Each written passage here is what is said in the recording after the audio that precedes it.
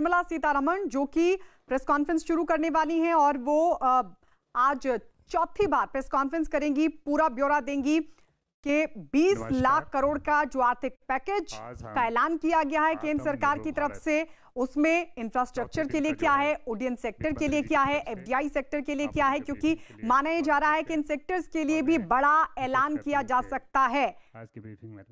तो ये वो सेक्टर हैं जो इस वक्त मुश्किल दौर से गुजर रहे हैं और यहां पर भी लगातार राहत की उम्मीद की जा रही है, जिस उम्मीद को आज पूरा करने वाली है निर्मला सीतारमण। हालांकि आर्थिक पैकेज का ऐलान पहले ही हो चुका है, लेकिन इन सेक्टर्स के लिए कितना रखा गया है, कितना प्रावधान है, उस बारे में आज वित्त मंत्री निर्मला सीतारमण बताएंगी।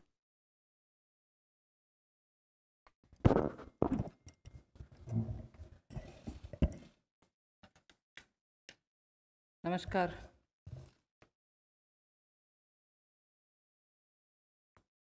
Today is the fourth day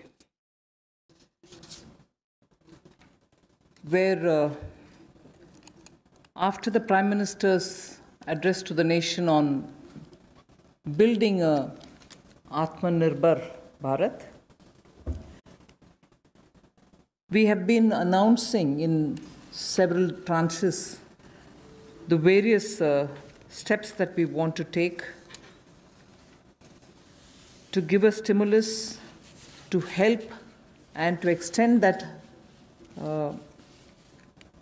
little assistance which as a government we should and do it in time, and therefore we had a Pradhan Mantri Garib Kalyan package. Post that we also ensured that people don't suffer with having to file their returns or comply with taxation and related things.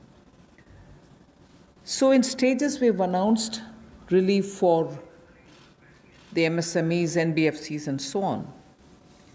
But importantly, Prime Minister had also said in building a self-reliant Bharat, we should prepare ourselves also for tough competition so that we become strong, we are able to be, first of all, self-reliant, and at the same time, be sure we are strong enough to face the challenges of the global value chains and also be ready to integrate. I repeat, when we talk of self-reliant Bharat, when we talk of Atmanirbhar Bharat, we are not looking inwards. It's not isolationist policy. It is certainly making India strong, making India rely on its strength and be ready to face the global challenge. Many sectors need policy simplification, whereby we can make it simpler for people to understand what that sector can provide for them, how they can participate in that sectoral related activities, bring in transparency in processes, and so on. So once we decongest sectors, we can also provide the necessary boost. That sector too will become strong enough and competent enough to provide the necessary boost for growth and employment. And as you all know, the Prime Minister has a very strong track record in taking up reforms, deep systemic reforms. I'll just highlight those reforms which are worth recalling. And on those reforms, it was public knowledge, and all of you all covered extensively the efforts that had gone to take everybody on board so that those reforms become everyone's reform. DBT, the direct benefit transfer. Today it's become very useful for us to be able to directly give money in the hands of people. GST, which had been pending for a very long time, all states were taken on board, and GST brought in one nation, one market. IBC, companies waited for decades to have their insolvency-related matters settled. Limited success was felt through the various other programs, schemes which existed, SARFACI or BIFR and so on. Then the several steps which were taken for ease of doing business, so that India becomes an attractive destination for investment. You also had the public sector banks reforms, not only just infusing some equity, but also making sure that they become professionally managed, although they are public sector banks, and performing well, but still they needed to have more professionalism. So that was also, and giving independence for them, because that's an area in which I would take extreme pride to say, between 14 until today, you wouldn't have had one phone call going to any one of the banks saying, give this loan to my cousin or my whoever. No cronyism has been developed through the banks. Direct taxation reforms, Revenue Secretary is here. Most unexpected time, the country saw that a drastic step had been taken, drastic but in a favorable sense. Power sector reforms. Udai was a scheme which was brought in with a great sense of wanting to clean up that sector. It has its challenges, but it was a daring reform. Coal sector, and also water and irrigation. There are many such I can list, but Prime Minister Modi has been absolutely consistent in making sure reforms are taken up. So structural reforms are the focus of today's announcements. Today's announcements are focusing on structural reforms. The sectors in which these measures will be impacting are those sectors with these reforms which are going to be the new horizon for growth. And therefore, we see great potential in more investments which can be drawn with the reforms that we are announcing today. More production can be clearly marked, and certainly it will lead to a lot more employment possibilities.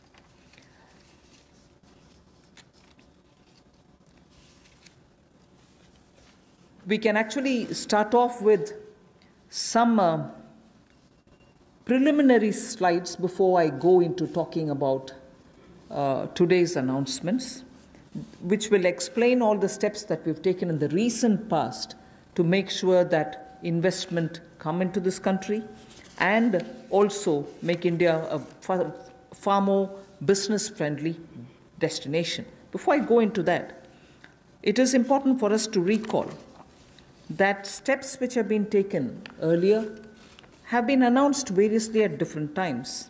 And because of the lockdown and because of COVID, I think time feels like as though it's been a long time since the budget was presented. It was only presented on 1st February. And just as soon as the finance bill got passed, the Parliament also had to very quickly close for the reasons of social distancing and so on. And just before February, we announced the National Infrastructure Investment Foundation, the fund that was launched. So, and therefore such steps have been taken. Clearly, these are the ones which are going to initiate a lot of things that we want to tell today, and also a lot of things that we want to do towards building an Atma-Nirbhar Bharat. So if we can go to the first slide.